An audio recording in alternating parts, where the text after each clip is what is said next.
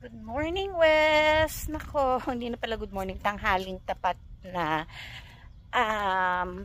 Gusto kita i-tour dito sa Crusoe Cabin.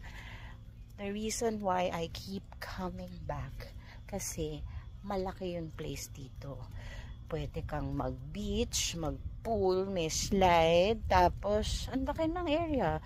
Pwede mag-bicycle, basketball, volleyball, kung ano-ano, or just walk around the beach. Well, ito sa likod ko yan yung mga cabins. Ito, approaching na ako sa cocoons. Pakita ko sa iyo ano itsura ng cocoons. Yan ang cocoons, pero ano lang siya, 2 packs per capsule. Para siyang capsule hotel. Tapos, ano lang sila, common area ang CR. So, there. Pasok tayo. Pakita ko sa'yo. Ayan. Parang cluster-cluster sila. Per cluster, I think there are 1, 2, 3, 4, 5. Per cluster, I think it's 5. Ayan, yan. Nakikita mo to. Ayan. CR yan. CR. And then yan, the bamboo thingy is the shower. May tao, parang nahiya akong pumasok. Oops, sumabit ako sa puno. Ayan, yan. I think that's their shower. Okay, sa shower. And then, maghanap tayo. Try natin pumasok sa loob. Para makita mo kung anong itsura. Nahiya ako, may tao talaga. Let's see. Pasok. O, ito. Common toilet. Oh, may lababo naman. This is the common shower. Pero, kung ayaw mo ng outdoor, ayan, sa isang cluster, like 1, 2, 3, 4, 5. 5 capsules per cluster. Kung ayaw mo dun sa outdoor na toilet, eto, common shower din to. Separate ang babae sa lalaki. So, I think ito toilet to, 2 pinto. Tingnan natin. Ayan, panlalaki. Ito, meron silang locker. Ayan, locker, changing room for the boys. Ayan, male. Kabilang side is the women's. And now we're approaching here, another feature nila. Ito, Apollo. Ayan, no. Maganda, 'di ba? The place is huge.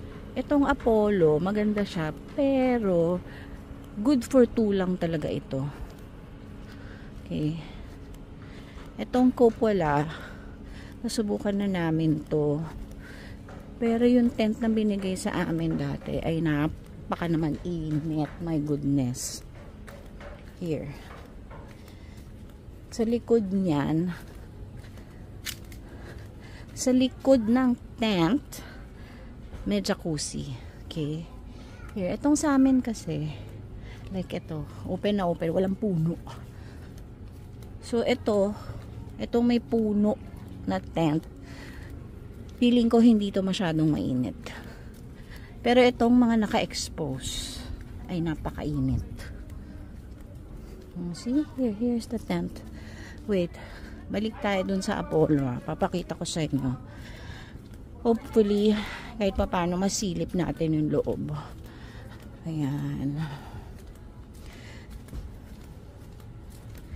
Ayan, si Blade, gustong-gusto niya. Ayan, may nagbabike.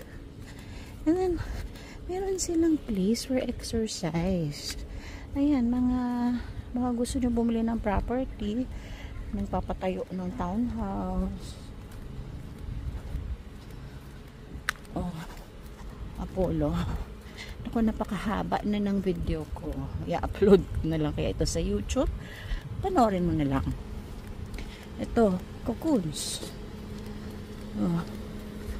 Let's go to aray ko. Ang init nakapayong ako. Pasyal kita sa abodo. Yan. Pero I think pag sa gabi kita ka sa loob. Ang laki diba? Mamaya akit tayo sa taas. Ito. Ang team nila daw dito is parang mala Jurassic. Kaya marami na plants, puno. It's called Apollo Aeropods. Here. Ano lang siya, pagpasok mo, nasa gitna yung CR niyan.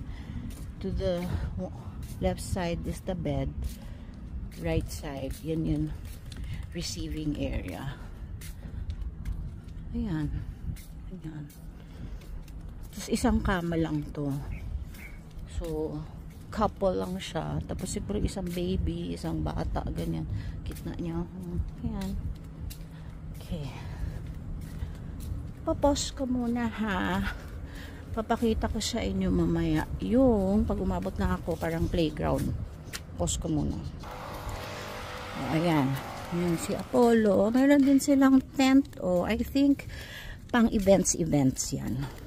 Pero meron pa silang isang open area na nagsiset up sila ng tent pagka may company outing. Naabutan ko yung dati. The area is big. So, abot yata ng more than 100 packs. It's so nice. See? Yan. Papunta yan sa beach. Ito, yun isa pang outdoor playground ng mga bata. And it's so nice, yung pavement nila. They painted it.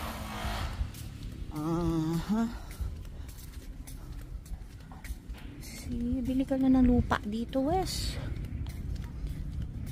Ayan. Yan, another playground here. So, hindi mabobore yung mga bata dito. Kaso lang, talagang kulang ang overnight. At least 3 days, 2 nights. Okay. Ayan, bago lang yan. Yung townhouse na yan. Siguro meron nang bumili at nagpapatayo na. Dati wala pa Ito. Well, dito. Doon, the end of the road. Diyan ako nadapa sa bisikleta. Fantastic. Ayan yung front desk nila. Yan. Diyan ako nadapa. Ito. Another exercise area. Diba, it's fun. Morning. Pwede ka pumunta dito. Morning exercise area. See? Ay, naku. Masaya dito. Walang tao. Dun sa taas, basketball court. Half court, I think. Ayan. Ayan, malawak pa. Binebenta nila to. May mga lupa dito. See, may mga kids na I see coming. Siguro soon, kapag medyo lumaki na yung mga puno, hindi na ito masyadong kainit. Ayan. Mamaya ipasyal kita dun sa lighthouse. The lighthouse, dun kita mo the whole area. Oh my goodness, it's so hot. Ayan. Okay, babalik na ako. So, nice pavement, no? Ciao, see you later. Update kita for more. Babush!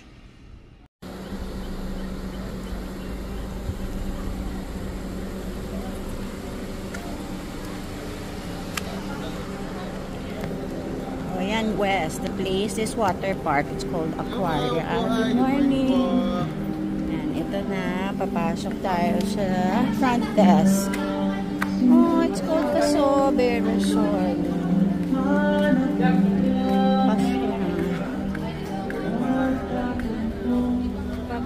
Ayan, this is the front desk. Ayan, alam mo, may project sila dito. si Jel, ahente siya dito. Ang dami na daw ng renta. Ayan. Ayan ang future nito. Okay. Hello! That is Marcos. Si Marcos, si Jai, and the JR. Yan. Favorite people here in Tasob. Very friendly sila, ha, West. Pagka kailangan mo punta ka dito, hanapin mo sila. Wait, itutour kita ngayon sa pool. Aside from yung pool na may slide, ito, for the day trippers, yan yung CR nila. Ayan, oh. Ayan ang pool nila. For your, reference. Ito. This is for kids. Mababaw lang to. O, diba? Ang laki. O, nandyan yung, nandyan yung, nandyan yung, slide. Ganyan.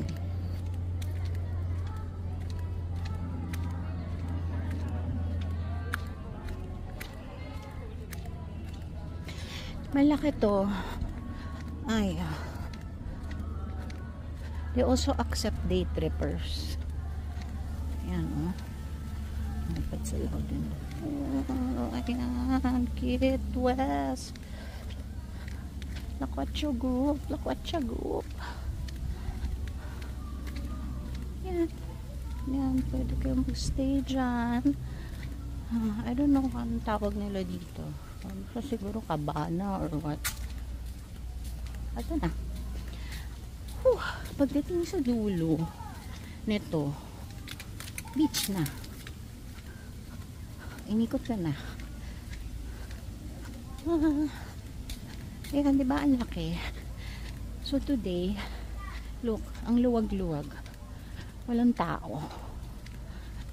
Kaya pag pupunta kayo dito, wag yung bakasyon or holiday, ganyan. Kung hindi, maraming tao. Ay, ngayon, solo ko yung pool.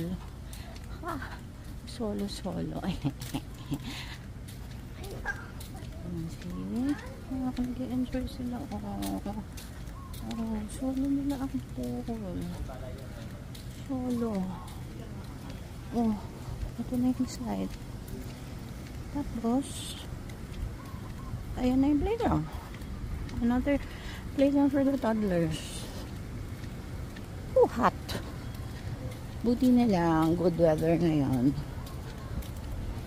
Although, I like it din kapag maulan. Huwag lang yung kumikidlat.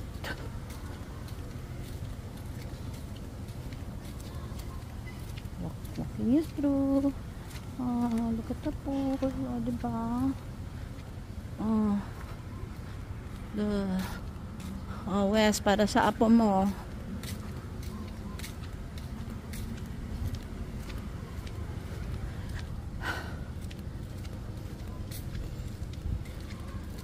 Ito, isa sa restaurant dito. Parang I think they have 3 or 4 dito na pwede yung bilhan ng food.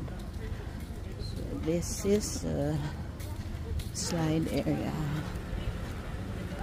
Very friendly mga tao dito.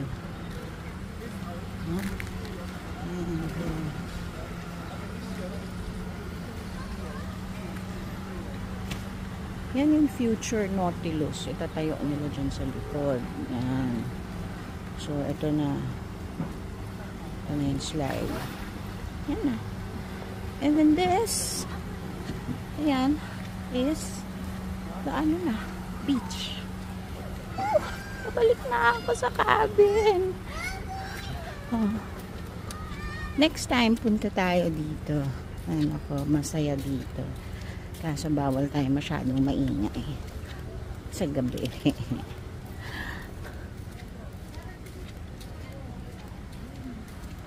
Ayan, na-tour na kita. Nakikita mo doon sa kabilang dulo. Yan. Yung mga stilts dyan sa kabilang dulo. Okay din dyan. Na-try ko na rin dyan. The floating cabins may direct access sa tubig. Ayan. Masaya. Walang tao. Ayan. Ito for mga day trippers.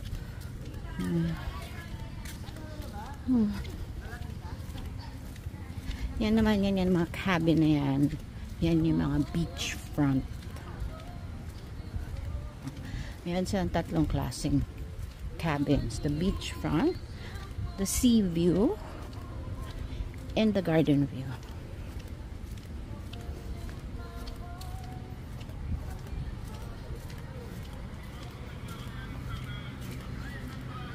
Good afternoon, Kuya.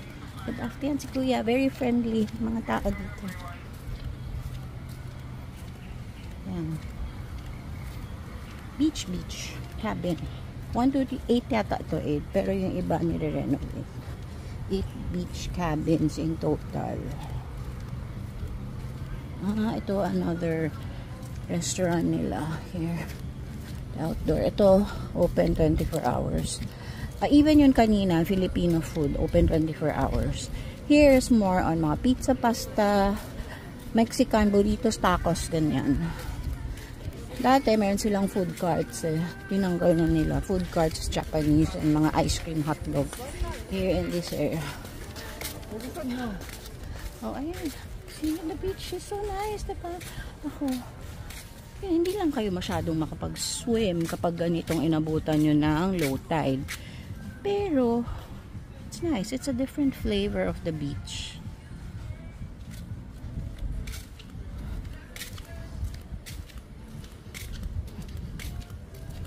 And here, meron pa rin, oh, dito pala. Chairman's Cabin. Ito, bago to. Medyo pricey to, pero sabi nila, we can rent it during weekdays. Kasi this is for the may-ari. Chairman's Cabin. Kasi yata dito 10. Oh. Ito yung lighthouse. Pwede tayo umakit dyan sa taas. Ayoko umakit ngayon doon. Napakainit. Ayan. So when you go up, kita mo na lahat. Ito. Chairman's Cabin. So, pag marami siguro tayo, pwede tayo dito sa Chairman's Cabin. I have to ask for the price. Bibigyan daw ako ng mas mura daw pag weekdays. Here. Look at to. Ito. For a big family to. Oo, for a big family. Naku, ayan, may golf cart. Makikisakay ako. Napapagod na ako. Ayoko nang maglakad. Bye. Makikihitch na ako. See you later.